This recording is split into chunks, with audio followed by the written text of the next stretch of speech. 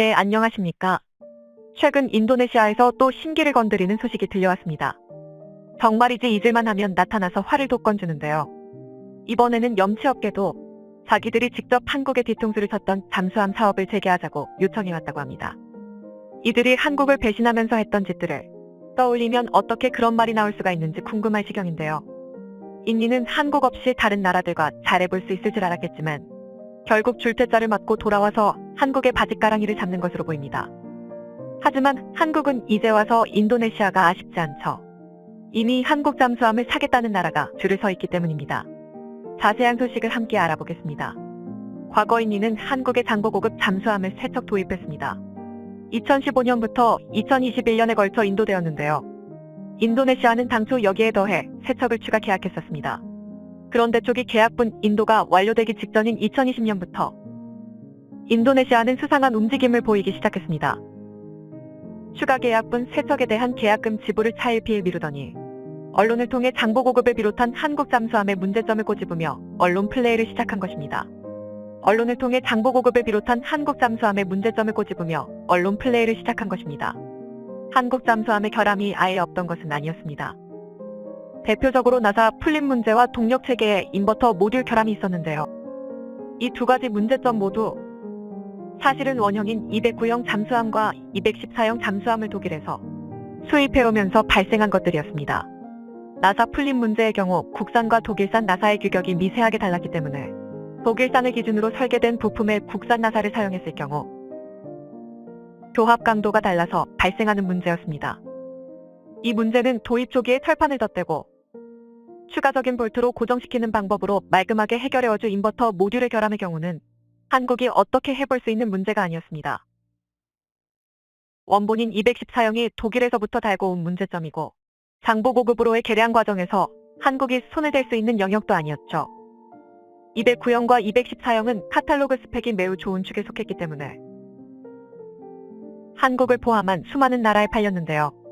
인버터 모듈 결함은 도입국 거의 전부가 공통적으로 지적할 정도로 빈발하는 문제였고 한국 역시 이 때문에 많은 시간과 비용을 빼앗겼죠. 참다 못한 한국은 결국 도산한 상호함을 국산 개발해서 이런 악순환에서 벗어났습니다. 하지만 인도네시아는 209형 잠수함과 214형 잠수함의 태생적인 결함들을 마치 한국의 기술력이 부족해서 발생한 것처럼 왜곡한 보도를 연일 내보냈습니다. 마치 계약 파기에 밑준비를 하려는 것처럼 말이죠. 냉정하게 해군력 강화의 관점에서 보면 인니의 이런 행보는 자신들한테도 도움이 될 리가 없었습니다. 단 5척에 불과한 잠수함 전력에서 3척은 한국이판 장보고급이고 나머지 2척은 장보고급의 원형인 209형이었기 때문입니다. 그러니까 인니는 한국 뒤통수를 쳐보겠다고 제 얼굴에 침뱉기를 하고 있었던 것입니다. 급기야 얼마 뒤 인니는 튀르키예와 프랑스의 잠수함 수입을 원한다는 의사를 전달하며 한국이 두 눈 시퍼렇게 뜨고 있는 데 내놓고 뒤통수를 치는 행보를 보였습니다. 해군 전문 군사 매체 네이비 레커그니션에 따르면 프라보어 수비안토 인도네시아 국방장관이 튀르키예와 프랑스의 잠수함 공장을 직접 방문해 잠수함 구매를 희망한다는 뜻을 밝혔다고 하는데요. 이들이 한국에 도대체 원해서 이런 짓을 했던 건지 정확히는 알 수 없지만 인니가 늘상 그렇듯이 가격 깎아달라고 생떼를 부린 것이라는 게 중론입니다.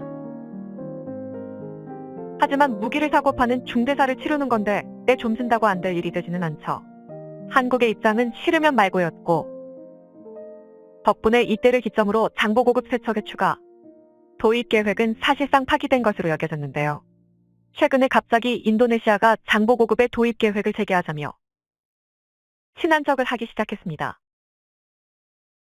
인도네시아 측 언론을 인용한 최근 보도에 따르면 인도네시아 해군 제독인 무하마드 알리가 한국 잠수함의 2번째 배치를 고려 중이며 국방부와 나중에 회의를 가질 것이라고 말했다고 합니다. 이어 인도네시아 해군은 이번 주 국방부 지도부 회의에서 한국과 지속적인 협력을 논의할 것이라고 덧붙였죠. 인도네시아가 되먹지 못한 족속이라는 것을 몰랐던 것은 아니지만 뻔뻔한 것도 이 정도가 되면 당황스러운 지경입니다. 인도네시아가 아무래도 튀르키예와 프랑스한테서 퇴짜를 맞은 모양인데요. 그래도 그렇지 자기들이 먼저 뒤통수 치고 떠난 상대를 다시 찾는 경우는 또 뭔가 싶습니다. 인도네시아가 퇴짜를 맞은 이유는 불보듯 뻔합니다. 대금 지불 태도가 좋지 못하고 잠수함 운용 숙련도도 형편없기 때문입니다. 인니가 한국한테 KF-21 분담금을 연체하고 있는 사실은 이미 온 세상이 알고 있습니다. 총 1조가 넘는 분담금에서 인니가 납입한 금액은 지금까지도 1% 수준입니다. 장보고급의 도입 당시에도 인니는 한국이 이례적인 수준의 배려를 해줬기 때문에 겨우 구매가 가능했습니다. 흔히 장보고급 잠수함의 대금은 전부 지불된 것으로 알려져 있는데 정확히 따따지면 사실과 다릅니다. 인니가 장보고급을 구매할 때 수출금융을 통해 대금이 지불되었는데요. 요약하자면 인니는 잠수함이 갖고는 싶은데 당장에 줄 돈이 없었고 그래서 한국의 돈을 빌린 다음 그 돈으로 잠수함 대금을 지불한 것입니다. 이렇게 귀찮은 방식으로 길을 돌아간 이유는 개도국 이상대의 경우에 기업 대국과 간 거래가 되면 얼굴에 철판을 깔고 세워라 내워라 대금 지급을 미루는 경우가 생기기 때문입니다. 이를 국가 대 국가의 거래로 전환해서 빚을 진 국가한테 더 강력한 의무를 부과하기 위한 것이죠. 이 때문에 인니는 이때 한국수출입은행을 통해 금융지원을 받았고 이때 진 빚은 여전히 국채로 남아있습니다. 문제는 나라 빚을 만들어댔다고 해서 인니가 그걸 다 갚을 신용이 있는 나라냐 하면 그것도 애매하다는 것인데요. 90년대에 영국이 인니에 같은 방식으로 호크 고등운전기와 스콜피온 경전차를 팔았는데 인니는 이 빚을 아예 갚지 않았던 전적이 있기 때문입니다. 결국 영국 수출보증국은 이 빚을 세금으로 메워야만 했죠. 인니가 돈만 잘 떼먹는 것도 아닙니다. 잠수함을 팔았더니 그대로 수장시켜버리는 형편없는 운용 노하우도 악명이 높은데요. 그 대표적인 사례가 2021년 난갈라함 침몰 사건입니다. 인도네시아가 운용하던 209형 잠수함인 난갈라함이 53명의 승조원을 태운 채 발리섬 인근 해역에서 실종, 이후 침몰이 확인된 사건이죠. 이 사고의 원인으로는 인니의 정비 불량이 꼽히는데요. 1981년 독일에서 사온 난갈라함은 원체 노후된 함선이었기 때문에 2012년 한국의 대우조선해양이 가져가서 대대적인 성능 개량 작업을 해준 바가 있었습니다. 그런데 문제는 이 뒤로 난갈라함이 단 한 번도 오버홀 창정비를 하지 않았다는 것입니다. 보통 창정비 주기는 6년에 한 번으로 개량 이후로 한 2번은 창정비를 받았어야 했는데 이것이 전혀 이루어지지 않았습니다. 심지어 2018년 이후로는 잠수를 한 적도 없었다고 하죠.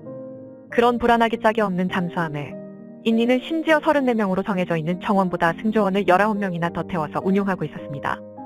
그런데 이래놓고는 인도네시아 의회는 2012년 한국이 진행한 개수의 문제가 있었을지 모른다는 억지를 감히 입에 담았습니다. 2012년 한국한테서 받은 성능 개량에 만족해서 장보고함을 계약한 것은 다름 아닌 인니인데도 말입니다. 이 사건의 경우 인니의 어처구니 없는 운용법이 사고의 원인이었다는 것이 명확했기 때문에 다행히 대우조선해양은 물론이고 209형을 생산한 독일으로도 불똥은 튀지 않았습니다. 하지만 보통의 경우 무기를 사간 도입국에서 사고가 발생하면 무기를 판 기업이나 나라 역시 어느 정도 이미지에 타격을 입게 마련입니다. 그런데 언제 또 가라앉혀도 이상하지 않은 방식으로 잠수함을 운용하는 인니를 상대로 장사를 하고 싶은 나라는 없을 것입니다. 돈도 제대로 못 받고 팔아주면 가라앉히고 가라앉으면 눈도 깜빡이지 않고 즉시 판매국에 뒤집어 씌우는데 튀르키예와 프랑스가 뭐가 아쉬워서 이런 나라를 상대로 거래를 할까요? 물론 한국도 더는 인도네시아한테 당해줄 이유가 없죠. 인니가 처음 장보고급을 사갈 때와는 달리 중국과 러시아 인근 국가들의 잠수함 수요가 폭발하고 있고 한국 방산의 위상은 차원이 다르게 높아졌습니다.